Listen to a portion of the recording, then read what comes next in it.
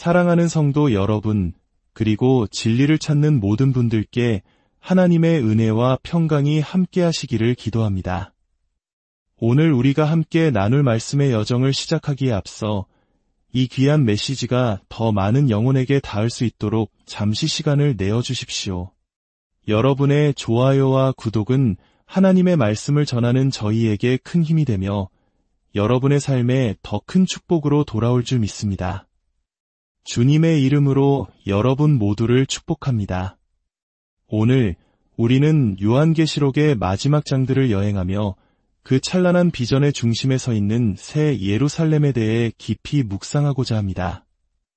요한계시록 21장은 하늘로부터 내려오는 이 경이로운 도성의 모습을 우리에게 보여줍니다.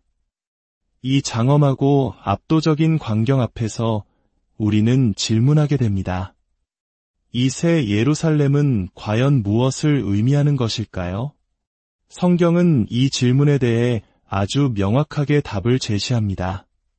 바로 어린 양의 아내, 곧 그리스도의 신부라고 말입니다. 그렇다면 오늘 저는 여러분 각자의 마음에 한 가지 질문을 던지고 싶습니다. 여러분은 그리스도의 신부, 즉 교회를 진정으로 사랑하십니까? 이 질문에 섣불리 예라고 대답하기 전에 잠시 멈추어 생각해 보았으면 합니다. 물론 우리는 본능적으로 교회를 사랑한다고 말할 것입니다. 하지만 우리의 일상적인 대화와 생각을 돌아보면 과연 우리가 교회를 그리스도의 소중한 신부로서 우리가 사랑하고 속해 있는 영광스러운 공동체로서 대하고 있는지 의문이 들 때가 많습니다. 많은 경우 우리는 교회의 불완전함에 대해 이야기합니다. 세상이 혼란스러운 것은 교회가 제 역할을 못하기 때문이라고 말합니다. 사회가 무너지는 것은 그리스도인들이 빛과 소금의 사명을 다하지 못했기 때문이라고 비판합니다. 우리는 교회의 연약함과 실수, 이성과 다툼을 보며 실망하고 때로는 교회를 세상의 문제에 대한 주된 원인인 것처럼 이야기합니다. 요한계시록 2장과 3장에 나오는 7 교회에게 보낸 편지를 보면 당시 교회들 역시 우상 숭배와 위선, 미지근한 신앙 등 여러 문제들로 책망받았음을 알 수 있습니다. 그렇습니다. 이 땅의 교회는 아직 온전하지 않습니다. 성도들 역시 죄와 싸우며 살아가는 연약한 존재들입니다. 하지만 요한계시록이 우리에게 보여주는 교회의 모습은 그것이 전부가 아닙니다. 책의 마지막 부분에 이르러 우리는 완전히 다른 차원의 교회의 모습을 마주하게 됩니다. 바로 눈부시게 빛나는 그리스도의 신부, 새 예루살렘의 모습입니다. 우리가 교회에 대해 말할 때 우리는 주로 2장과 3장의 문제 많은 교회를 이야기합니까? 아니면 21장의 영광스러운 신부를 이야기합니까? 안타깝게도 대부분의 우리는 전자에 머물러 있습니다. 우리는 교회를 마치 세상의 문제를 해결해야 하는 하나의 정치적 단체나 사람들의 필요를 채워주는 봉사기관처럼 여기기도 합니다. 교회가 힘을 모아 세상을 바꾸어야 한다고 주장합니다. 하지만 요한계시록은 세상의 악과 혼돈의 원인이 교회의 무능함 때문이라고 말하지 않습니다. 오히려 용과 짐승, 거짓 선지자와 같은 사탄의 세력들이 끊임없이 교회를 미워하고 공격하기 때문이라고 분명히 밝히고 있습니다. 오늘 우리는 잠시 우리의 비판적인 시선을 거두고 하나님께서 우리에게 보여주시는 교회의 본질적인 모습, 그 찬란한 아름다움을 함께 바라보고자 합니다. 요한계시록 21장 9절부터의 말씀을 보겠습니다. 7 대접을 가지고 마지막 7 재앙을 담은 7 천사 중 하나가 나와서 내게 말하여 이르되 이리 오라 내가 신부 곧 어린 양의 아내를 내게 보이리라 하고 성령으로 나를 데리고 크고 높은 산으로 올라가 하나님께로부터 하늘에서 내려오는 거룩한 성 예루살렘을 보이니 하나님의 영광이 있어 그 성의 빛이 지극히 귀한 보석 같고 벽옥과 수정같이 막더라. 천사는 요한에게 신부를 보여주겠다고 말한 뒤 새 예루살렘 성을 보여주었습니다. 이것은 이 도시가 문자 그대로의 건축물이 아니라 바로 하나님의 백성, 즉 교회를 상징한다는 것을 명백히 보여줍니다. 이것은 우리가 문자 그대로 해석할 대상이 아닙니다. 왜냐하면 요한계시록 자체가 상징으로 가득 찬 책이기 때문이며 이 도시의 규모나 사용된 숫자들, 예를 들어 10이라는 숫자가 반복해서 등장하는 것은 모두 하나님의 백성의 완전함을 상징하기 때문입니다. 이 눈부신 신부의 모습은 요한계시록 17장에 나오는 큰 음녀 바벨론과 극명한 대조를 이룹니다. 음녀가 광야에 있었던 반면 신부는 크고 높은 산 위에 있습니다. 음녀가 세상의 권력과 결탁하여 타락했지만 신부는 하늘로부터 내려오는 거룩한 도성입니다. 음녀가 결국 짐승에게 멸망당하는 것과 달리 신부는 어린 양과의 혼인잔치를 위해 영원히 준비됩니다. 그렇다면 이토록 아름다운 신부의 모습은 우리에게 무엇을 말해주는 것일까요? 첫째, 신부의 아름다움은 당신의 백성을 향한 하나님의 무한한 사랑을 반영합니다. 에베소서 5장은 남편과 아내의 관계를 통해 그리스도와 교회의 관계를 설명합니다. 그리스도께서는 교회를 사랑하시고 교회를 위해 자기 자신을 내어주셨습니다. 이는 교회를 거룩하게 하시고 흠이나 주름 잡힌 것이 없이 영광스러운 모습으로 자기 앞에 세우기 위함입니다. 신부가 아름다운 이유는 신랑이신 그리스도의 절대적이고 희생적인 사랑을 받고 있기 때문입니다. 우리가 아직 죄인이었을 때 우리를 위해 십자가에서 죽으신 그 사랑이 바로 교회를 아름답게 만드는 근원입니다. 둘째, 신부는 하나님의 영광을 비춥니다. 성경은 새 예루살렘이 하나님의 영광을 가졌다고 말합니다. 이 빛은 스스로 내는 빛이 아니라 하나님으로부터 오는 영광의 빛을 반사하는 것입니다. 마치 달이 스스로 빛을 내지 못하지만 태양의 빛을 받아 밤하늘을 밝히는 것처럼 교회는 하나님의 영광을 이 세상에 비추는 존재입니다. 우리가 교회에 대해 말하는 것은 곧 하나님과 그분의 영광에 대해 어떻게 생각하는지를 드러내는 것입니다. 교회가 영광스러운 이유는 하나님께서 영광스러운 분이시기 때문입니다. 셋째, 신부는 하나님의 구속하시는 은혜를 보여줍니다. 새 예루살렘 성에는 12개의 문이 있는데 그 문들 위에는 이스라엘 자손 12지파의 이름이 기록되어 있습니다. 그리고 성벽에는 12기초석이 있는데 그 위에는 어린 양의 12사도의 이름이 기록되어 있습니다. 이는 구약의 하나님의 백성과 신약의 하나님의 백성이 그리스도 안에서 하나가 되었음을 보여주는 장엄한 그림입니다.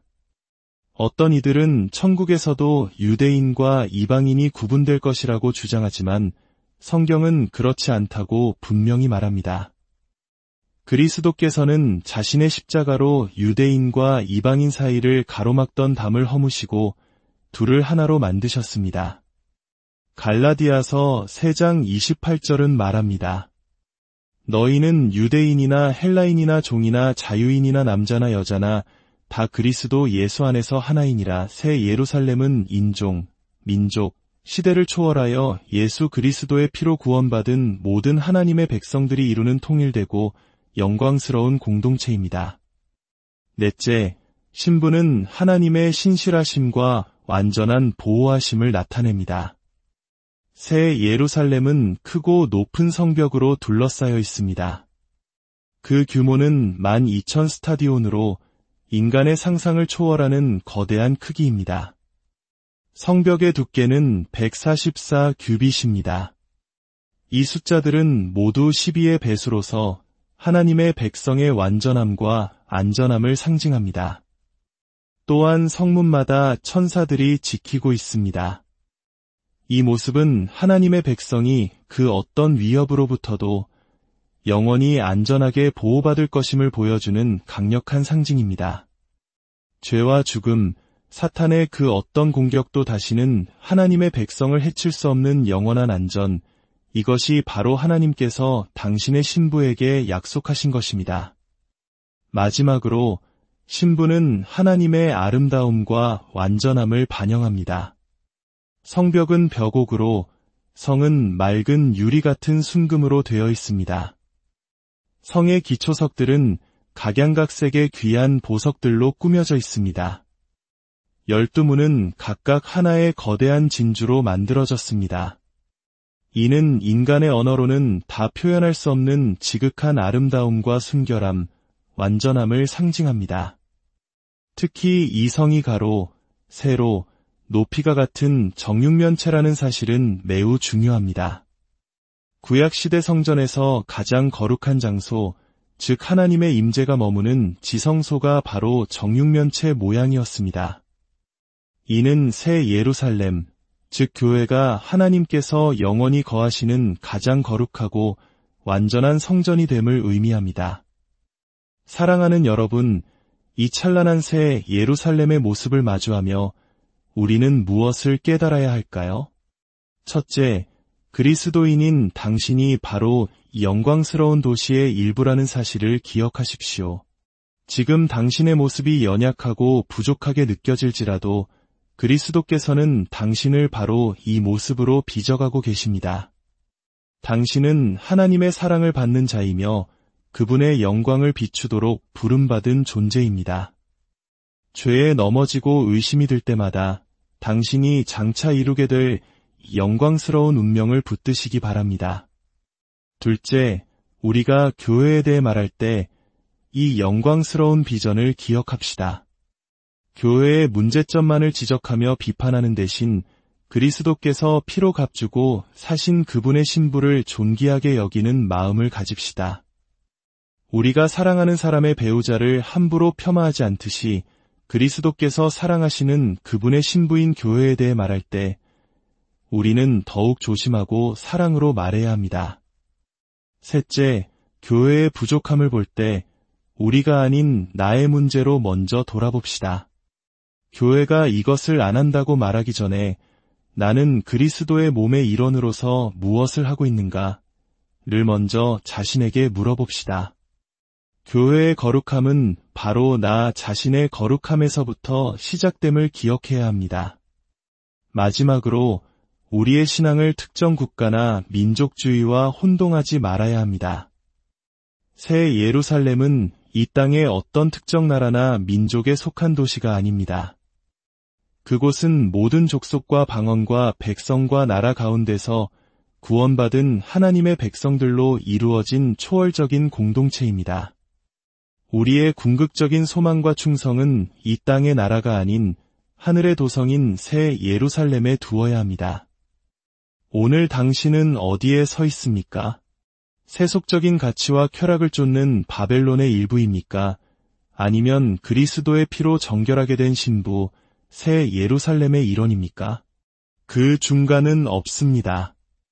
만약 당신이 아직 바벨론에 속해 있다면 복음의 좋은 소식은 당신이 그곳을 떠나 새 예루살렘으로 옮겨질 수 있다는 것입니다. 하나님께서는 회개하고 믿음으로 예수 그리스도께 나아오는 모든 자를 당신의 자녀로 그리스도의 아름다운 신부로 삼아주십니다. 바라기는 오늘 말씀을 통해 우리 모두가 그리스도의 신부된 교회의 찬란한 아름다움을 깊이 깨닫고 그 영광스러운 소망 가운데 굳건히 서게 되기를 소망합니다. 함께 기도하겠습니다. 하나님 아버지, 오늘 저희에게 요한계시록을 통해 보여주신 교회의 영광스러운 모습, 새 예루살렘의 찬란한 아름다움에 감사드립니다.